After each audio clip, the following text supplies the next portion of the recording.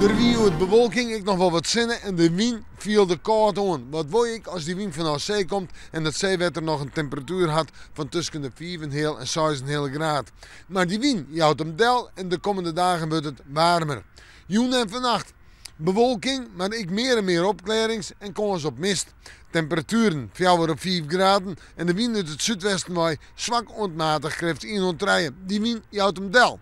En dan morgen, in de maand niet mist, de nooit de bewolking, maar in de middag denk ik flink wat zinnen. En de temperaturen morgen daar 14 of 15 graden, op eiland zijn 12 of 13 graden. En de wind komt uit het westen tot noordwesten, is er haast net zwak ontmatig krijgt in ontrijden. En dan zetten we terug naar de nacht, nog altijd een kans op mist en dan het warmere waar. Wat op Toonsje een temperatuur om het bij de 16 of 17 graden heen. Op Vreed een temperatuur om het bij de 16 of 17 graden heen. En op beide dagen flink wat zinnen. Compleet maaitijd. Boeten zitten zwaar. Ja, we kennen van alles boeten van. En dan komt de sneeuw erachteraan, maar droeg waar.